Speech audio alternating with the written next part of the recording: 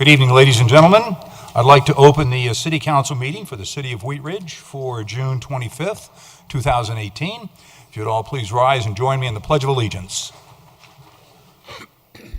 I pledge allegiance to the flag of the United States of America and to the republic for which it stands, one nation, under God, indivisible, with liberty and justice for all.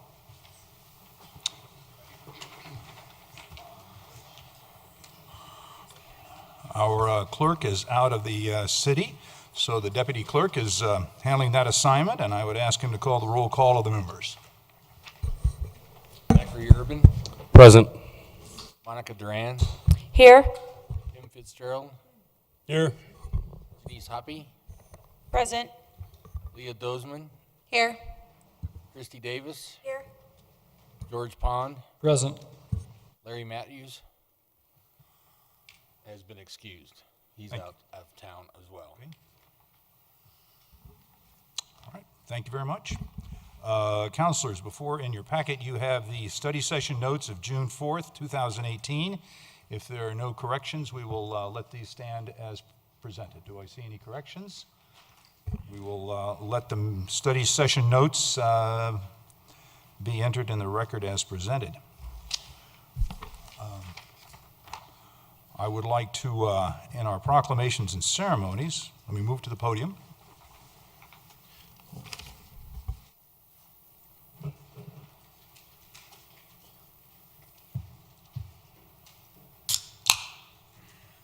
At our employee awards banquet that we do every year, we recognized, this was in May 22nd, we recognized years of service for employees that have been with the city, and I would like to read those into the record now. 5 years of service: Scott Brink, Stephanie Burton, Victoria Burton, Marcia Buckley, Beth Daniel, Matthew Finken, Zach Herrera, Raina Johnson, Andrew Kaskubar, Brian McCarthy, Jennifer Nellis, John Parsons, Kendall Rezak, William Toko. 10 years of service: Mark Donnell, Ken Johnstone, Robin Lofton, Mary McKenna, Clarissa Petrie, Molly Stark. 15 years of service: Krista Cooney, Beth June, Elizabeth Saylor, James Schwingler. 25 years of service: Susan Anderson. 30 years of service: Julie Brisson, Dirk Coleman, Karen Scott, James Spalding. For 35 years of service to our city: Jeannie Lamb, Steve Nugent, and Meredith Record. And I would like to congratulate all those employees for staying with us. It takes, as you know, a lot of time and talents to recruit and train employees, and we're very pleased to have these employees stay with us a long time. So thank you very much.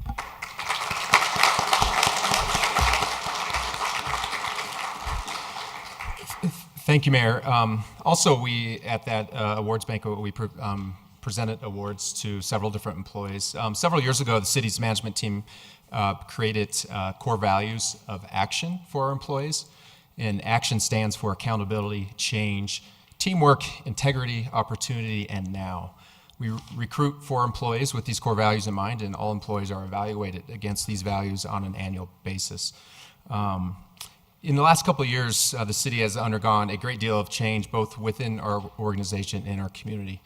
We have updated and improved our internal organizational systems, brought on new technology, managed through the impacts of new legislation impacting municipal operations, regionalized critical public safety services, and endured through staffing changes. We've seen our city recover from a major storm and the loss of a significant retail sales tax contributor, while also embracing the changes brought by development and revitalization at the corners, West End 38, Clear Creek Crossing, the Wheat Ridge Ward Commuter Rail Station development, as well as major revitalization in our parks. It's been an exciting year, and I'm so proud of the way our employees have faced our challenges and embraced new opportunities as our city continues to thrive and move toward the future. We put together a very brief video summarizing this year's award banquet. And we'd like to, Sarah will kick that off.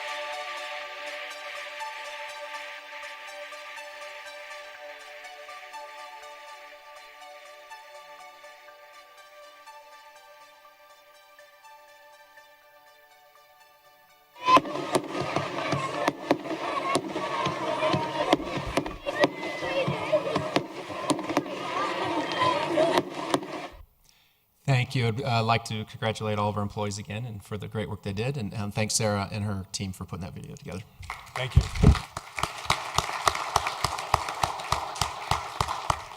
Thank you. We will move to citizens' right to speak. And when I call your name, you can come to the podium. Give us your first name and last name, if you'd spell your last name, and give us your address. Mark and Kim Davis to speak first, and then Dorothy Archer on deck.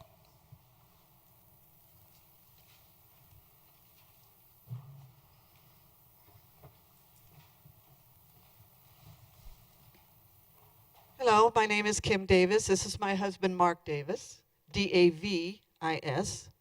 We live at 4240 Garland Street. We are here today to ask your help and to discuss the lack of code enforcement. We have been in our neighborhood for 22 years.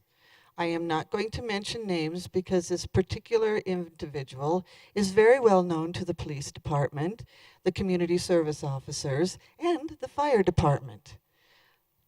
Anyway, we have had a problem with code enforcement.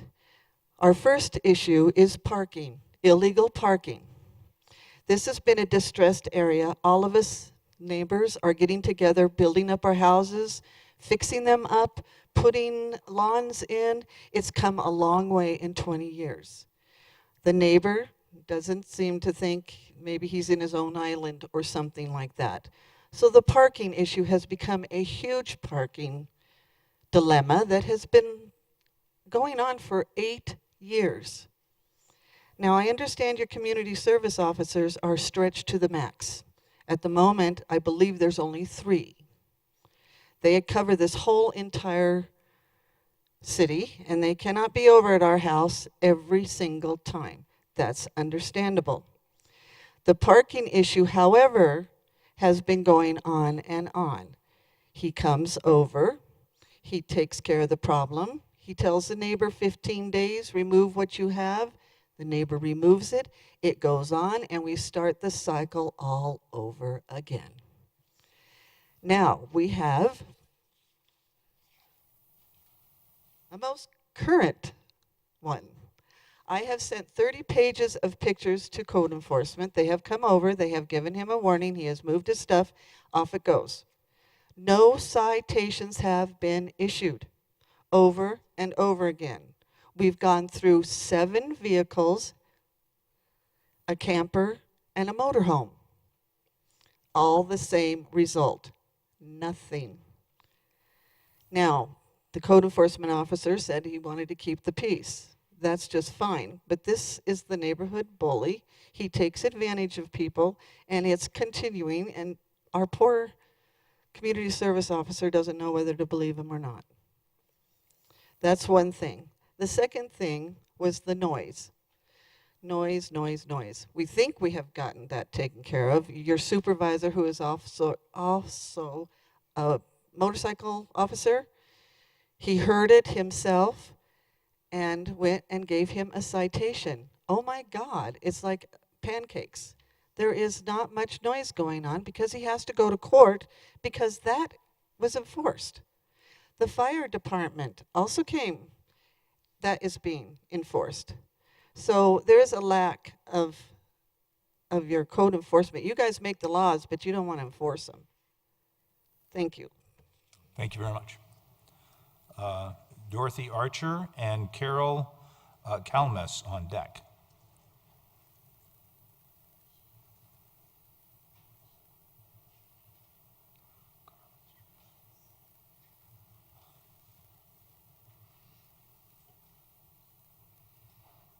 Dorothy Archer, 3640 Marshall Street, Wheat Ridge. Good evening, Mayor, Council, staff, and citizens. First, I compliment you. You have really been under a lot of pressure lately. I recognize that. Upham Street, the corners, Clear Creek especially. Now you've got another development on 42nd and Yarrow. But I don't get why you can't help me or the citizens who live on this side of Wadsworth especially. One more time, and I'm surely not the last time. What did we ask for? A 15-foot bulk plane. Almost 1,000 people answered yes on your 2 surveys. Did you listen? Obviously not, because now you want to put together a team to study it for a year at $218,000 on top of the cost you already have for the last 2 surveys. I'd be more than glad if Mr. Goff or any member on this council would call me on my phone, my home phone, have no problem with it, and tell me what else you need. What else do you need? If this is democracy, where's the compromise? I obviously have been teaching the wrong thing for 50 years because this is not a democracy. We are not being heard. I'm not done. I'll be back. Thank you. Our next speaker is Carol Kalmus.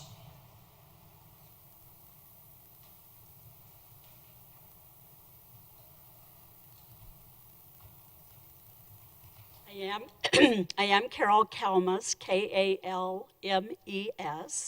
I live at 4545 Brentwood Street in Wheat Ridge. On hearing that Mayor Starker issued a proclamation naming June 11th through the 18th Affordable Housing Awareness Week, and knowing that other communities around Wheat Ridge are trying to work on developing low-income housing, I decided to look at the website for the Wheat Ridge Housing Authority and found its most recently posted minutes were from September of last year. More than once in the minutes, I read of the lack of funding we have for our housing authority. What I'm asking is, what is our city's plan for developing affordable housing for low-income folks, those with disabilities, and the homeless, if there is no funding, or is there no plan at all? I just want us to go forward and see what we can do about it. Thank you very much. That was all of the speakers that I had signed up to speak tonight. Is there anyone else in the council chambers who would like to come forth and talk on any item not on the agenda? Okay, I don't see anyone, so we will move on to approval of the agenda. Councilors, do I have any changes to the agenda? Okay, we will go ahead as presented with item number 1. Mr. Urban, would you introduce item number 1, please? Thank you, Mr. Mayor. Resolution 37-2018, amending the fiscal year 2018 municipal court professional services account fund budget to reflect the approval of a supplemental budget appropriation in the amount of $15,000 for the purpose of providing mandated legal counsel in custody in-custody defendants. Resolution 38-2018, amending the fiscal year 2018 general fund budget to reflect the approval of a supplemental budget appropriation in the amount of $5,279 for the purpose of increasing the residential survey sample size by 1,500. Thank you. Before I move to a motion, is there anyone on council who would like to move any of those off of the consent agenda? Would you please give us a motion on those, Mr. Urban? Thank you, Mr. Mayor. Move to approve Resolution 37-2018 and Resolution 38-2018. Is there a second? Second. Thank you. Any discussion? Please poll the council.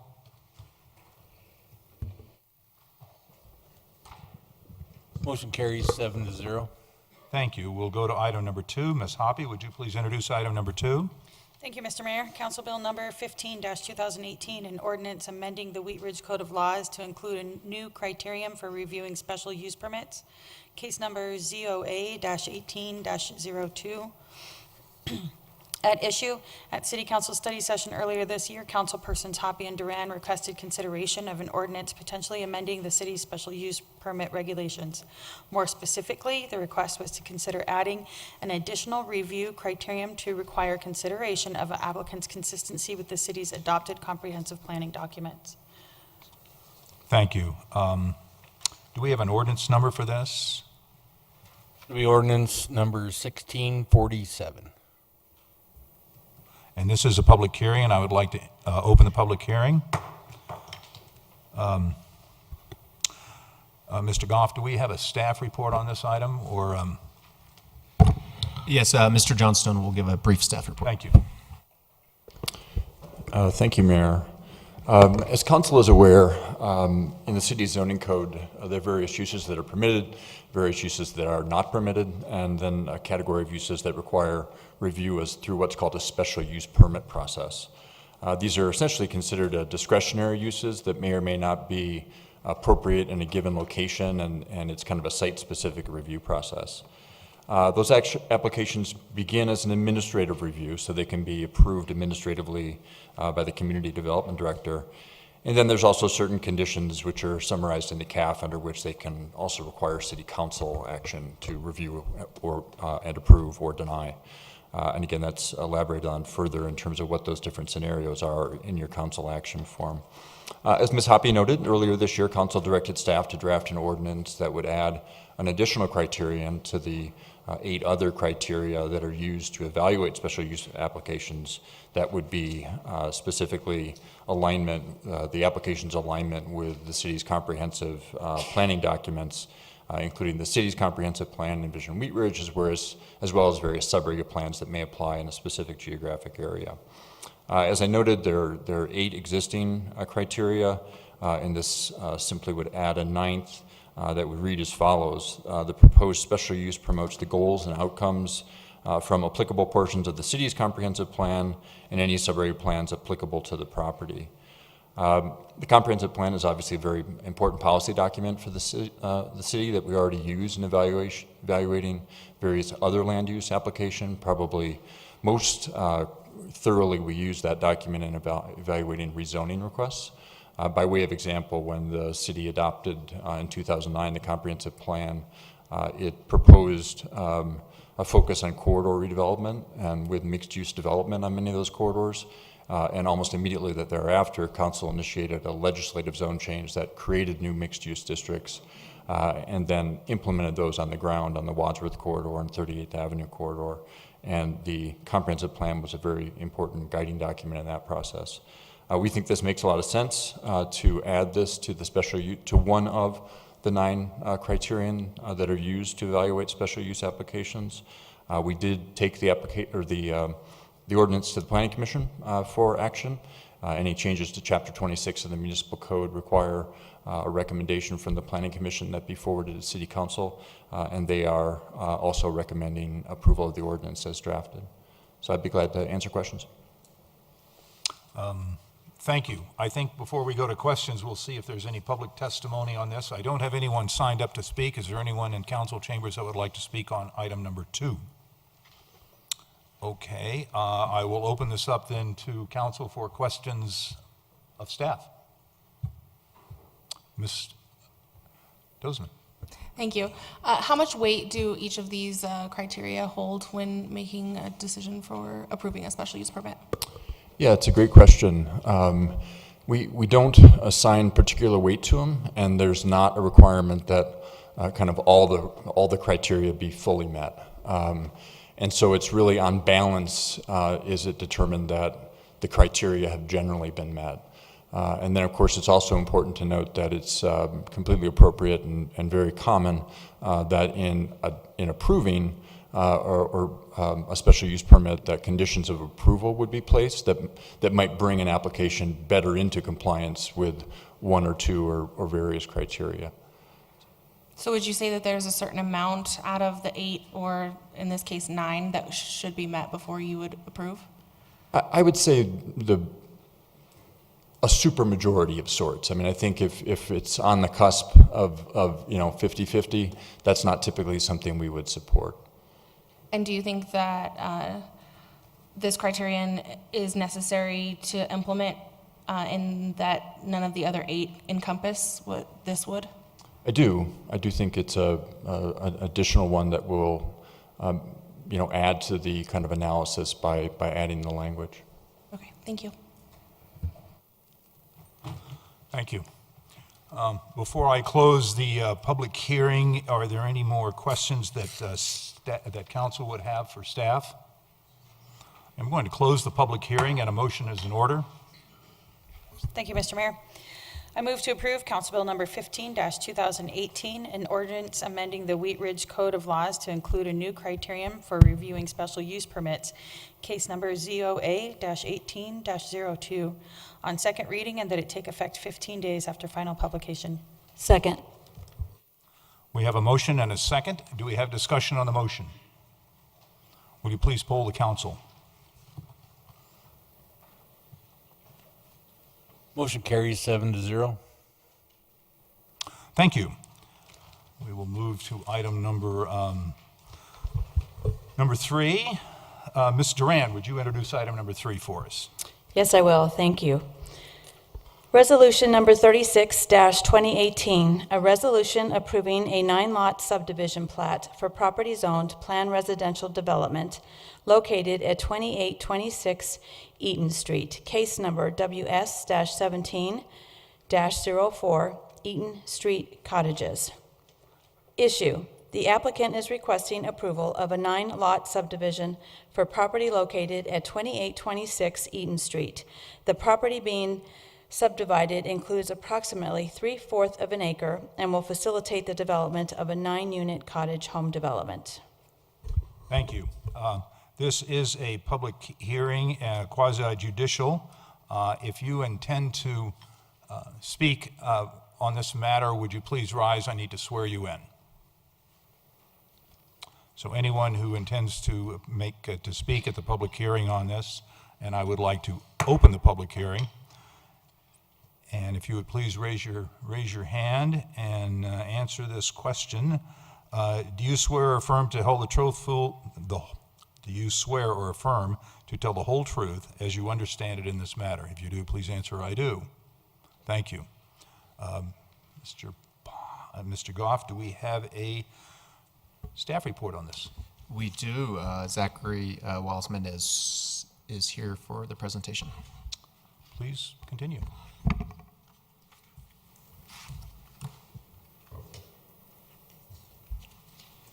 Good evening. For the record, Zach Wallace-Mendez, planner with the Wheat Ridge Community Development Department. This is case number WS-1704, Eaton Street Cottages, approval of a 9-lot subdivision, a request for approval of a 9-lot subdivision. I would like to enter into the public record the contents of the case file, the zoning ordinance, the comprehensive plan, and this digital presentation. The property is located within the city of Wheat Ridge. All appropriate notification and posting requirements have been met, and therefore City Council does have jurisdiction to hear the case. The property is located on the east side of Eaton Street, just between 28th and 29th Avenue. It is zoned planned residential development. It was rezoned back in September of 2016 by the City Council with an outline development plan. And then earlier this month, Planning Commission did approve a specific development plan for the property. So now this plat is kind of the next step in the process. If the plat is approved, then the next steps would be right-of-way permits, building permits, and kind of shovel-ready project. I'll quickly go through the subdivision document. This is the first page. It includes the legal description, vicinity map, signature and approval blocks, and then some general notes. The second page shows the existing conditions on the property and the lot lines that are being vacated. The property was originally constructed as a single-family house with a carriage house and a large garage across 10 parcels of land. These are just 25-foot wide parcels that were subdivided in 1890. Pretty typical for East Wheat Ridge for folks to be built across several of these little parcels. So that is what is proposed to be vacated. And then page 3 is what is proposed to be now dedicated. So I'll zoom on that a little bit more and highlight the new property lines that will be established, which are outlined here in blue. So there's 9 lots and then several tracts and easements, which we'll point out now.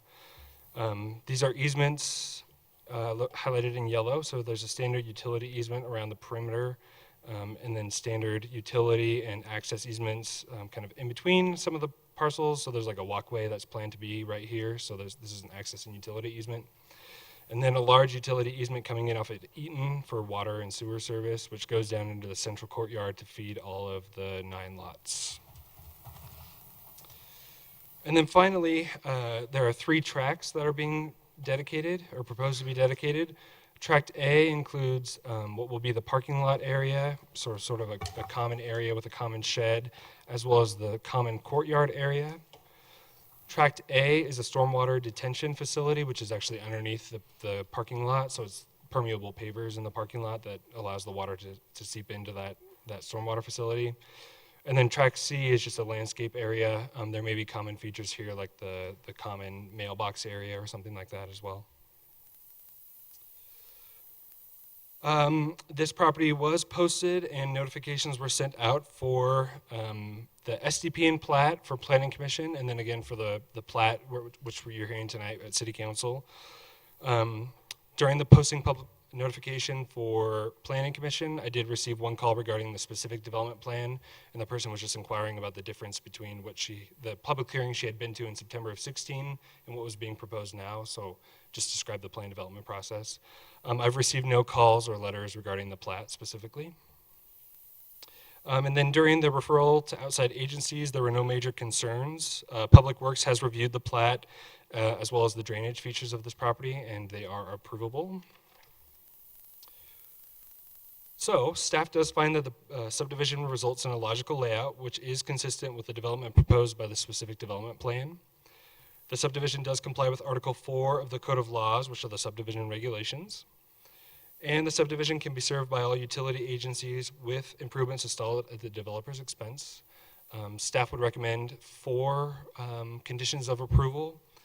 The first, that a plat note be added containing the language found in section 26-420.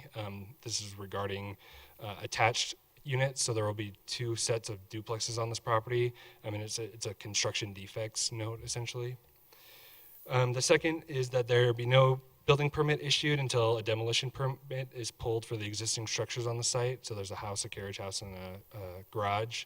We'll want those demoed before we issue building permits for anything else.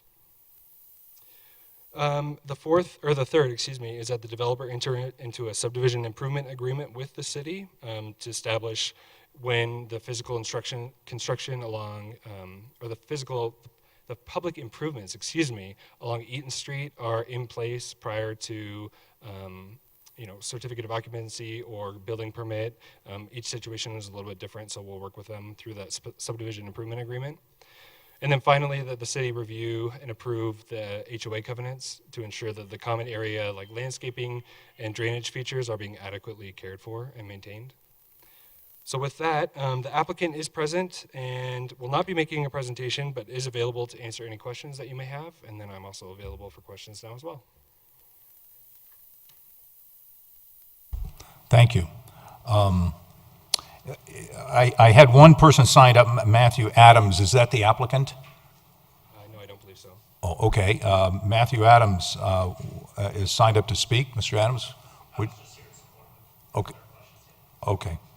Thank you. Then Mr. Adams doesn't wish to speak. So we will open the questioning to council. Ms. Duran. Thank you. I have a couple of questions for staff. The biggest thing that I heard through here and reading through this that the citizens were concerned about was parking. So I'm wondering if we can be proactive and the neighbors that sit west, right across the street from there, if there can be, signage or something that says, not to park like within 5 feet of the driveway, just something that we can think about and anticipate now instead of waiting until it becomes an issue down the road. So go ahead, if you want to answer that, then I'll ask you the next question. Yeah, I might defer to Ken if you want to. Sure, Zach. And I might defer to our Public Works Director. But we can certainly... That's fine. I just want to be mindful of that. Yeah, we can explore whether there's any additional signage that would be appropriate for this kind of context. Okay. The next question is I know that the businesses there on 29th and that shopping center have gone through a lot with, the other construction through there. So how is this going to affect, accessing their business off of 29th and Fenton there? Sure, I don't think it should have any major impacts on access to those businesses. There may be some construction traffic coming in off of 29th, but nothing should be staged along 29th or blocking off 29th or Depew, which is where the other entrance into that shopping center is. All of it should be maintained on Eaton Street. And we actually had someone come to speak at the Planning Commission hearing who was concerned about the construction traffic through the neighborhood. And then the developer, I believe, talked to her afterwards, and they were going to make sure that their trucks are routed properly. Public Works is also made aware of the construction traffic. So I pointed to Public Works, but they're not here. Sorry. They've been made aware of the construction impacts or the negative impacts that the neighborhood has seen with the 29th Avenue deal earlier this year. So they will work, when they come in for right-of-way permits, they have to have, if they're closing down the street, they have to have some sort of mitigation plan in place. Right. So Public Works will work with the applicant to make sure it's as minimally impactful as possible. Okay, and that signal light there on Fenton and 29th is still going to be up through this construction process over the next year, or is that going to be removed? It eventually does come down with the improvements. The improvements are scheduled for the end of this year, so it will be down before probably this project is completed. Okay, I was just concerned about the impact of that light with the construction. Yeah. Okay. All right, thank you. Additional questions from council. Ms. Davis. I have a question, and it was brought up in the meeting, and it was regarding, one was parking, but the other one was the undergrounding of the lines. And, I mean, I know that as a city, we're doing that in some commercial areas, but I guess it's either for you or Patrick or, Ken. I mean, at some point, when we have an opportunity, when there's a whole section like that, as a city, should we not start looking at undergrounding in some of these neighborhoods? I know if it was my neighborhood and, it was totally going to be scraped, and it would be nice to see us be proactive and underground these lines when we have the opportunity. So, thoughts? 'Cause Yeah, that was no, one of our visions in our, What's that? that was one of our visions It in our is. It plans. is. I agree. I think the more power lines we get down to, the better. We occasionally do it. It just depends on the project. I know today we were talking about the Hanch Ranch townhomes. Those power lines are going to come down for that project. We have a limited amount of 1% funding from Excel, so we couldn't necessarily do all power lines for every project. It's not a requirement for a developer, I don't believe. And Ken can maybe address I can this. elaborate as well, Patrick. It's kind of a site-specific situation in this instance. Certainly any new power or any utilities that they'll install that are new, like along Eaton Street, would be undergrounded because it's new development. The issue that came up was, as I understand it, the existing, I don't know if it's just electric or if there's other things, but at least electric that runs along the back property line, so the eastern property boundary. A number of properties that back up to that line get power from that. That's the line that's not proposed to be undergrounded. And the reason for that is really by undergrounding it, it would impact all those property owners to the extent that they'd have to then all underground their own individual services, many of which are not undergrounded right now. So that would be kind of the practical difficulty of it, is you'd actually be impacting those people negatively to the extent that they might have to tear up their backyard or move a shed, or it could be just a variety of things that they'd have to do, and it would certainly cost them thousands of dollars. If I may, Mr. Johnstone, then the power lines and what might be the alley, but I don't think we have an alley that goes down that property line. Would the new electrical service to each of these 9 units be underground fed from that line? I don't know the details on that, but I'm not sure if that's where they're pulling their electric from, or if they're just keeping the electric there, or if there'd be additional electric. I think the answer to your question is yes, they would be underground fed if they pull their electric from that line. Well, we're going to tear down one house and a couple of carriage houses. So it would seem to me like that we're going to have 9 new electrical services going in. It would seem like that from the power pole that Xcel Energy has to the new units that we would underground those. Yeah. Does that sound right? Yeah. The individual services will be underground. Okay.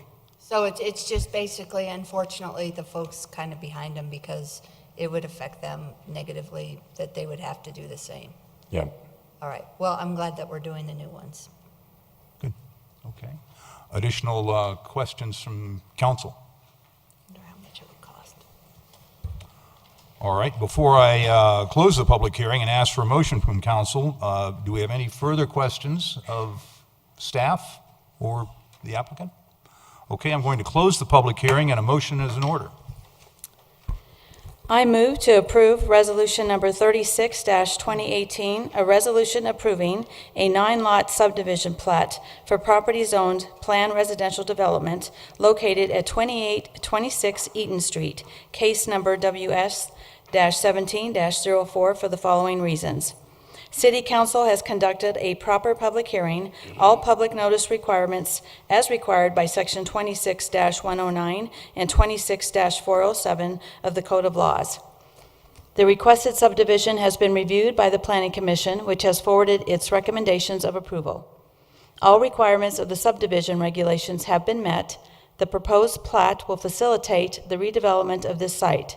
Utility districts can serve the property with improvements installed at the developer's expense, with the following conditions.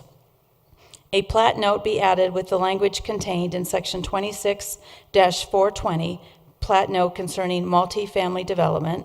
Number 2, no building permit shall be issued until a demolition permit is issued for the existing home, carriage house, and garage. Number 3, the developer shall enter into a subdivision improvement agreement whereby all required infrastructure improvements are in place prior to issuance of building permits for individual lots. Number 4, the homeowners association covenants be reviewed and approved by staff prior to issuance of building permits. Second. We have a motion and a second. Is there discussion on the motion? Seeing none, will the clerk please poll the council?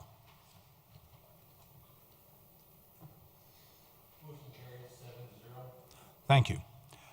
Ms. Dozman, would you please introduce item number 4? Yes, thank you. Council Bill number 16-2018, an ordinance amending Chapter 26 of the Wheat Ridge Code of Laws concerning electrified fences, case number ZOA-18-03. At issue, municipal code is currently silent on the topic of electrified fencing. Historically, the city has determined such fences to be prohibited in the city based on a finding that they represent a hazard to the health of the safety of any person, and as such were by definition a prohibited fence type. City Council requested discussion on the topic, and an initial discussion occurred at the May 7th, 2018 study session. At Council's May 21st study session, staff presented a draft ordinance that would allow electrified fences in certain locations through review and approval of a special use permit. Thank you. This is an ordinance on second reading, and it is a public hearing, and I'm going to open the public hearing and ask for a staff report. Mr. Goff. Yeah, Mr. Johnstone again will have a brief report. Thank you, Mayor.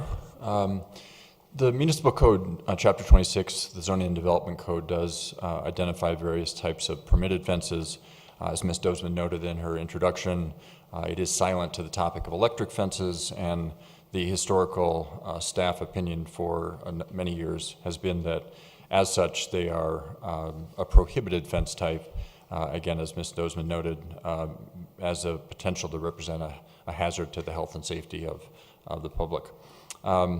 Earlier this year, Council directed us to take a look at this topic as an option for security fencing purposes, and we've received more specific direction at your May 7th, May 21st study session and present to you this draft ordinance that would allow electrified fences in limited commercial industrial zoning districts, so not residential zone districts and not mixed-use districts, but Commercial 1, Commercial 2, industrial employment, planned commercial, and planned industrial. So the more intensive locations where this would presumably be something that could be desired as a security feature.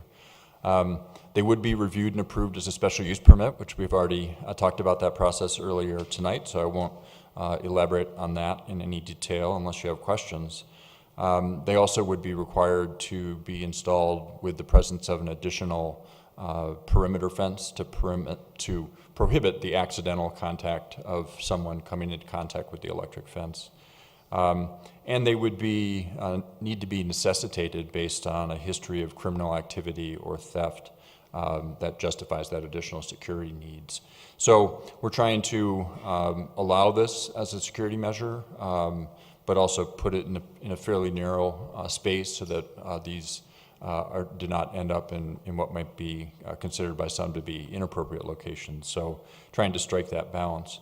As with the previous ordinance, Planning Commission did conduct a public hearing also on June 7th and does recommend forward their recommendation of approval. And I'll be available for questions. Thank you. Before we go to questions, I think we'll go to public comment, and I have one person signed up to speak, Mr. Michael Pate. If you'd like to come forward and give us your name and address and speak. Thank you, Mr. Mayor. I'm Michael Pate. I live in Columbia, South Carolina. I'm with the Electric Guard Dog. Basically helped initiate this little draft language here. And I'm basically here, I think you've all heard everything we've had to say about the way it works, where it's going to be. So I don't want to belabor all that. If you have any questions at all regarding the aspects of any aspect of the fence, I'd be glad to answer them. Thank you very much. Please stand by. So we'll open this up now to council members for questions of staff or the app or Mr. Pate. Are there any questions? Okay. I'm going to close the public hearing, and a motion is in order. I move to approve Council Bill number 16-2018, an ordinance amending Chapter 26 of the Code of Laws concerning electrified fences on second reading, and that it take effect immediately upon adoption as permitted by Section 5-11 of the Charter. Second. We have a motion and a second. Before we go to discussion, do we have an ordinance number on this one, Mr.? That'd be ordinance number 1648. This will be ordinance number 1648. Now, do we have discussion on the motion? Mr. Fitzgerald. As I have every step along the way, I will be voting against this. I think this is totally wrong. We're essentially creating an ordinance around one user, and that I don't think that's good policy to begin with.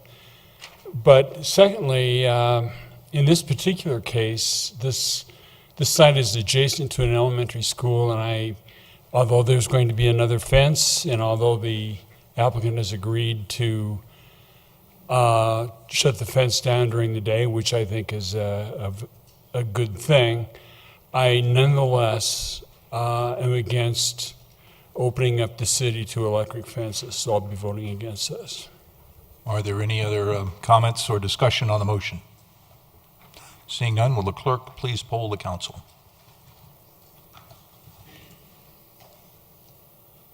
Motion carries 6-1 with Fitzgerald voting no. Thank you very much. Mr. Fitzgerald, would you please introduce item number 5?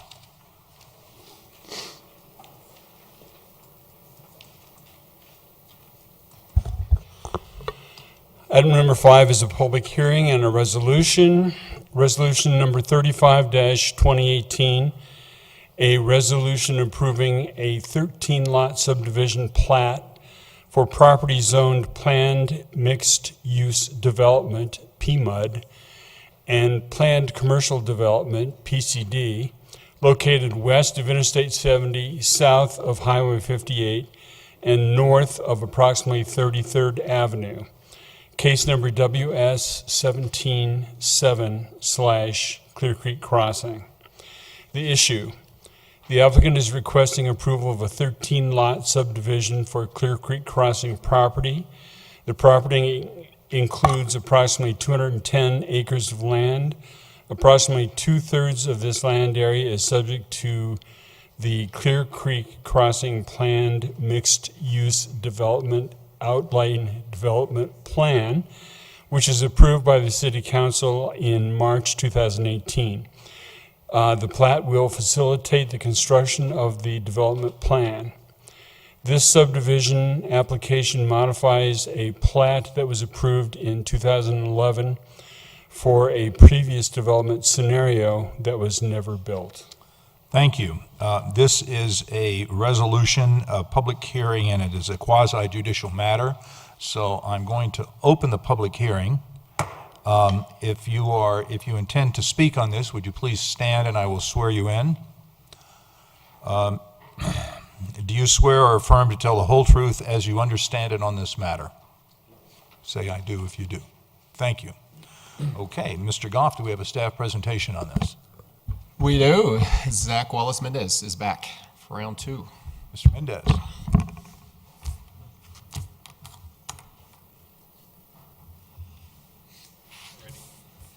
Again, for the record, Zach Wallace-Mendez, planner. This is case number WZ 1707, request for approval of a 13-lot subdivision on land commonly known as Clear Creek Crossing. I'd like to enter into the public record the contents of the case file, the zoning ordinance, the comprehensive plan, and this digital presentation. The property is located within the city of Wheat Ridge. All appropriate notification and posting requirements have been met, and therefore the city council does have jurisdiction to hear the case. As always, we'll start with a quick aerial to orient everyone. The boundary of the subdivision, the proposed subdivision, is outlined in red. This is the Clear Creek Crossing site. Highway 58 along the north, I-70 along the east. This is Applewood Golf Course. The site is largely vacant. As you can see, Clear Creek traverses it in the northern portion. This is a Clear Coors water pond. And then the only other improvement is the 40th Avenue underpass, which the city constructed several years ago in anticipation of a previous development on the site. As was noted, the zoning on the property is mixed between planned mixed-use development, PMUD, and planned commercial development. I'd like to make a distinction here that the boundary of the plat is different than the boundary of the outline development plan that you all heard back in March of this year. That had very specific uses for this blue area. See the outline in blue, just making sure I'm getting all my notes here. So while the entire extent of the Clear Creek Crossing property was not rezoned, the entire thing needs to be replatted because it was all part of a 2011 subdivision, and in order to replat the new property lines where they need to be, the entire property of the 2011 extent needs to be replatted. So the gray areas are owned by Coors, who did not want to be part of this rezoning. So only the portions owned by Evergreen Development Company were rezoned and planned for immediate development. But everything from the original 2011 approval needs to be replatted. So that's why the boundaries are a little different. Which is a good segue into our subdivision 101. Subdivisions are a reconfiguration of lots, tract, and parcels for sale or development. It does not change the zoning. It does not change the permitted uses. It does create property lines, allow the city to evaluate right-of-way, and then allows the city to evaluate civil documents like traffic and drainage. So with that said, the original approvals for the planned commercial development portion will remain as they were from 2011, and the document that you all approved in March of this year for the planned mixed-use development will remain in place. This won't affect any of those. The plat is 10 pages. I'm going to just briefly go through the first two and then summarize the rest, and then we'll get into kind of a few specifics that I want to point out. As is typical, the first page is the legal description, signature, and approval blocks, and a vicinity map. Page 2 is very data heavy. It has a lot of notes, the legend, all of the point and curve and tangent line descriptions. And then pages 3 through 6 include all of the existing lot lines, easements, right-of-way that is being vacated. And then pages 7 through 10 include all of the proposed new lot lines, easements, rights-of-way, and all of that. So, since in the plat document it was divided into 4 separate pages, I tried to work some Photoshop magic. I'm not a professional, but tried to do my best to kind of stitch that all together so we could get a better look of what was going on the property. So a couple things I wanted to highlight for us, for you all, is the lot lines that are being created, which are outlined in blue. So on a 210-acre property, these are pretty much kind of mega blocks here. But these blue lines represent the new lot lines. This blue shaded area is the floodway, or floodplain, excuse me, as denoted by FEMA, which needs to be shown on all plats. This red line is the Denver water easement. So this is one of the only features on the existing property that was not vacated. This was dedicated by a separate easement, I think in the way a long time ago. I don't even know when. So that easement is not being vacated. It is maintained, and just I thought it was important to call out since it is it traverses the entire site right down the middle. Something important to show how that impacts the site in general. And then finally, these purple lines are the right-of-way that will be dedicated. So 40th Avenue here, Clear Creek Drive running north-south, and then these are the hook ramps to I-70. One thing that isn't noted that I thought was pretty important for connectivity across the site is a trail easement that runs from the Applewood Golf Course, which is owned by Prospect Valley, or Prospect Park and Recreation District. The trail easement will run along the south side of what is now the Coors Pond, up this property line, up and around, and then join up with the right-of-way. It runs parallel to the right-of-way until getting up along Clear Creek, where it joins an existing trail easement that currently exists along the creek. So that will be added pedestrian bike connectivity through the site from the Applewood area up to the Clear Creek creek. One other thing to note, typically when we're looking at subdivisions, we're just looking at lot lines, easements, right-of-way. But one thing I wanted to note, since I did note earlier that the boundary between the subdivision is different than the rezoning, I just wanted to note that the Evergreen parcel ends about right here. And so while the right-of-way is dedicated all the way up to Highway 58, there is proposed to be a cul-de-sac bulb here. And Clear Creek Drive will run south to facilitate the development of this area where the cursor is. It is my understanding, due to the traffic study and all of the work with the Federal Highway Administration, that if anything north of the creek is to develop, Clear Creek Drive will need to be extended north and then make that connection with Highway 58. So just a little note there on kind of the realities of what will likely be constructed within the next few years compared to what looks like a road going all the way north. On a project of this size, the applicant must be very engaged with outside agencies like water, fire, and sanitation. The applicant has been very engaged with those folks, and as such, the referral comments did not yield any major issues. Public Works has reviewed the plat, worked with the applicant and their engineer on many rounds of reviews, and the plat is approvable, as well as supplemental documentation, such as major drainage report, and a final drainage report. West Metro Fire District had no major concerns or comments. Urban Drainage was kind of excited about the development, commented on the existing flood conditions or floodplain conditions, and then just noted a desire to make the creek a true amenity to the project instead of kind of turning the back to it, which has always been the applicant's intention. Police, CenturyLink, and Fairmount Fire had no objections. Excel Energy acknowledged the platted utility easements that were shown on the map, or on the plat document. And then RTD did not provide a formal response, but I just wanted to note that they have been in communication with the city. We've been talking with RTD quite a lot during this process and are still communicating with them in terms of the possibility of moving a transfer station over here for many of the city's bus lines. So all that said, staff is recommending approval of the plat. We find that it is in conformance with Article 4 of the Code of Laws, which are the subdivision regulations, and that agencies can serve the property with improvements installed at the developer's expense.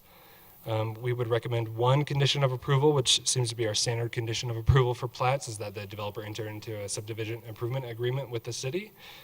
And with that, I'd be happy to answer any questions. The applicant is present and will not be making a presentation, but she can answer any questions if you have any specifically for her.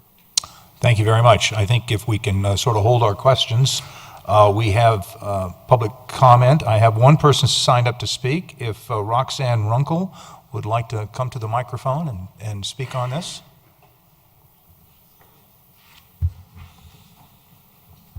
If you would give us your name and address. Roxanne Runkle, my address is 3415 Alkire Way, consider Golden. My property is adjacent to the development, and the reason I wanted to speak today was I have concerns about noise.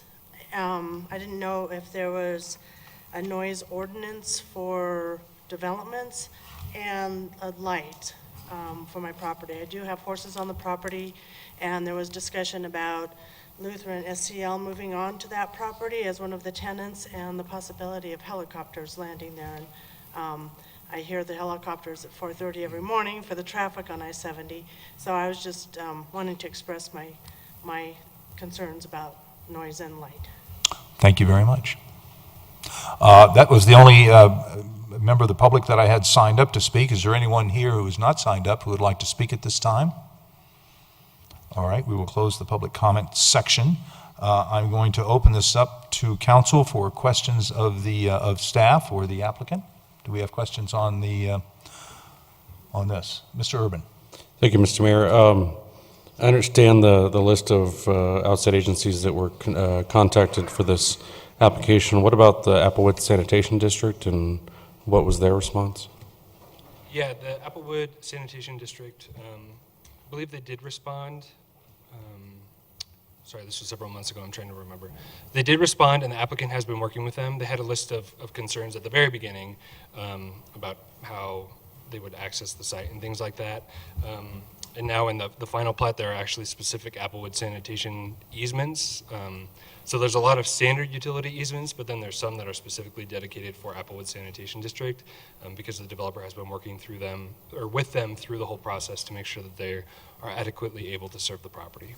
And then as far as the Denver water pipe that's going through the property, does that in any way affect the installation of drainage infrastructure or sanitation infrastructure? You know, I might defer that to the applicant. I know it's come up several times in meetings, and I think there are agreements that they have to come to with Denver Water, but that may be, a question better suited for her. Okay.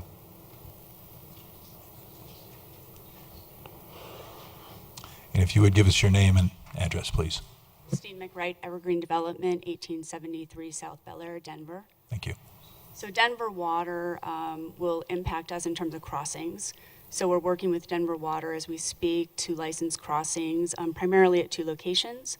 One at about the Hook Ramp location as it crosses Clear Creek Drive, and then the other at 40th Avenue and Clear Creek Drive. Okay. Thank you. Do we have further questions of staff or the applicant? All right, then I'm going to close the public hearing, and a motion is in order. I move to approve resolution number 35-2018, a resolution approving a 13-lot subdivision plat for property zoned planned mixed-use development and planned commercial development on property commonly known as Clear Creek Crossing, case number WS-17-07, for the following reasons. City Council has conducted a proper public hearing. All public notice requirements as required by Section 26-109 and 26-407 of the Code of Laws. Number 2, the requested subdivision has been reviewed by the Planning Commission, which has forwarded its recommendation of approval. Number 3, all requirements of the subdivision regulation have been met. Number 4, the proposed plat will facilitate the redevelopment of the site. Number 5, utility districts can serve the property with improvements installed at the developer's expense with the following condition. Number 1, the developer shall enter into a subdivision improvement agreement with the city prior to recordation of the subdivision plat. Second. I think Ms. Dozman had the second on that one, so we have a motion and a second. Do we have discussion on the motion? Seeing none, will the clerk please poll the council? Motion carries 7-0. Thank you very much. That will conclude item number 5. We will move now to item number 6. Ms. Davis, would you please introduce item number 6? Thank you, Mr. Mayor. This is an ordinance on the first reading. Council Bill number 18-2018, an ordinance providing for an admissions tax credit, sales tax credit, and lodging tax credit against certain public improvement fees paid at Clear Creek Crossing. At issue, the city will consider entering into a public finance agreement, PFA, with Longs Peak Metropolitan District and Evergreen Clear Creek Crossing, LLC, concerning the finance and construction of certain public improvements in association with Clear Creek Crossing project. The PFA contemplates the city sharing a portion of the sales tax, lodging tax, and admissions tax revenues with the district to finance the construction of public improvements for the project as outlined above. The ordinance implements the PFA by granting credits against those revenue sources that will be shared with the district for payment of the bonds issued to construct those public improvements. The PFA will be scheduled for City Council consideration at its July 9th meeting concurrently with second reading consideration of this ordinance. The PFA and the ordinance are designed to work together to provide for the public financing component of the cost and construction of public improvements at Clear Creek Crossing. Thank you. This is an ordinance on first reading, which purpose is solely for the purpose of setting this as for the public hearing, so a motion is in order. Thank you. I move to approve Council Bill number 18-2018, ordinance providing for an admission tax credit, a sales tax credit, and a lodging tax credit against certain public improvement fees paid at Clear Creek Crossing. On first reading, order it published, public hearing set for Monday, July 9th, 2018 at 7 p.m. in City Council chambers, and that it take effect immediately upon adoption as permitted by Section 5.11 of the Charter. And do I have a second? Second. Second by Ms. Duran. Is there discussion on the motion? Will the clerk please poll the council? Motion carries 7-0. Thank you very much. We'll move to item number 7. Mr. Pond, would you please introduce this item? Thank you, Mr. Mayor. Council Bill number 17-2018, an ordinance approving the rezoning of property located at 9800 West 38th Avenue from residential 1 to planned residential development, and for the approval of an outline development plan, case number WZ-18-09, Lodick. The applicant is requesting approval of a zone change from residential 1 to planned residential development for property located at 9800 West 38th Avenue. Thank you. This is an ordinance on first reading, which is solely for the purpose of setting a public hearing. A motion is in order. Mr. Pond. Thank you, Mr. Mayor. I move to approve Council Bill number 17-2018, an ordinance approving the rezoning of property located at 9800 West 38th Avenue from residential 1 to planned residential development, and for an outline development plan on first reading for the sole purpose of ordering it published for public hearing set Monday, July 23rd, 2018 at 7 p.m. in City Council chambers, and that it take effect 15 days after final publication. Second. Oops. Oh, I think Ms. Davis got that one. So we have a motion and a second. Any discussion on the motion? Seeing none, will the clerk please poll the council? Motion carries 7-0. Thank you very much. With that vote, we have completed the agenda items, and we will move directly to city manager's matters. Mr. Goff. Thank you, Mr. Mayor. Just a quick update. As you all are aware, we have a application out right now to for our NRS Neighborhood Revitalization Strategy Steering Committee. Today was the deadline. Our goal was to get at least 22 to 25. We received 18 as of 4:30 today. Our goal was to have a first steering committee meeting on July 18th. So we were trying to get the steering committee selected and seated at by the July 9th City Council meeting. We could potentially extend, if council would like to, maybe the application process through this Friday at 5 p.m. To see if we could get a few more. And then we could bring it back on July 9th still for City Council approval. How does council feel about extending this? Looks like we have consensus to extend it through the week. Okay. And then we'll go from there. Great. We'll get that advertised, and please also share it on your social media contacts. And if you need electronic copies again of the application, let us know. I can email it to you. Patrick, do you have like a general is there one district that needs to kind of hit the streets a little bit, or? I didn't review the applications. I will look at them tomorrow, and I'll shoot you an email to let you know. Thank you. Is that it? Yes. Thank you. Mr. City Attorney, Mr. Dahl. Nothing tonight, thanks. Nothing tonight. I see our city treasurer is here. Mr. DiTullio, do you have anything you'd like to offer tonight? Just two things. When the developer comes in or a property owner comes in, they're building new product in the city of Wheat Ridge. Sometimes they have to escrow funds for sidewalk, curb and gutter drainage, and that money is held by the city. So I've asked the city attorney to let me know if we need to change our documents or our code. Right now, it's silent on if that money earns interest while it's sitting in the bank. And so what we don't want to do is have somebody come back and say, the city owes them so much interest because the money's been sitting in a bank account for a year. All the money is in one account, but it's also earning interest. I wanted to clarify that. Mr. Dahl is going to let me know if we have to either change the code or change our forms, because the developer will sign an agreement on the escrow, how much it is. So we'll know hopefully soon on that. And then the other thing was, Mr. Fitzgerald had some pretty good questions about the May monthly financial statement. And so if I was going to make the offer, if you wanted me to come to a study session for a quick discussion on some of the numbers, how they work, what they mean, just let me know, and I can come to a study session and answer any questions you have as a council, because I think this information, it really helps your constituents understand how the government is working.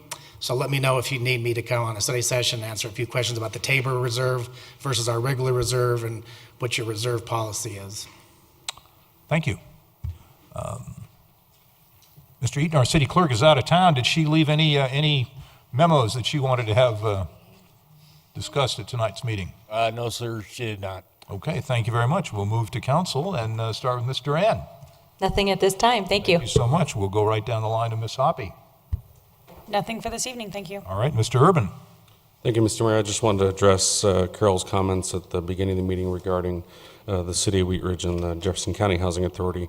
And both Jared Attilio and myself have been either having meetings or planning meetings to work with the Jefferson County Housing Authority to understand better how both the city and the Jefferson County Housing Authority can work together to provide affordable housing opportunities within the city. And so we're continuing those discussions. And as a board member for the Jefferson County Housing Authority, I can tell you that obviously Wheat Ridge is a priority for the Housing Authority, but at the same time we have a variety of different projects going on in Evergreen and Westminster. And so we have a county-wide strategy with respect to affordable housing, and Wheat Ridge is a part of that puzzle. So look forward to continuing to work with everybody regarding affordable housing. Thank you. Thank you for that clarification, and thank you for your work on affordable housing, an issue that we all need to pay more attention to. Mr. Fitzgerald. Just want to remind everybody that they can still vote tomorrow by 7 p.m. Thank you very much. Ms. Dozeman. Yes, thank you. So I just wanted to remind the city of two events on Wednesday, June 27th. So it is Bike to Work Day, starting at 6 a.m., and the Wheat Ridge AT-ATs are having a Bike to Work station at iPi. And then that evening is also their Pedal to Patio. Let me just pull up that event real quick. It starts at 4 p.m., and it's going to be to Right Coast Pizza. All right. Thank you very much. Ms. Davis. I have just one item, and it's, I actually gave all the council folks a flyer, and I'll probably post something on Facebook. But the Wheat Ridge Rotary is selling Palisade peaches. So here's your opportunity to support your community, because they do a lot for our community. They have scholarships for our students, and they also donate things for the rec center. And many, many other things that I'm just learning more about. So I would encourage everyone to go online to the wheatridgerotary.org, and there's a section there that you can order your peaches. You have to do it by August 14th, and a 20-pound box is $38, and it's about 40 peaches. So it's a pretty good deal. And so everyone go and be a peach and get your peaches. All right. Sounds like a great organization to support, and we'll certainly make some nice pies in the late summer. So, Mr. Pond. No, I can't follow that. Nothing you can do? You know, I'm speechless. So if we have no more business to conduct, we will adjourn this meeting. Thank you.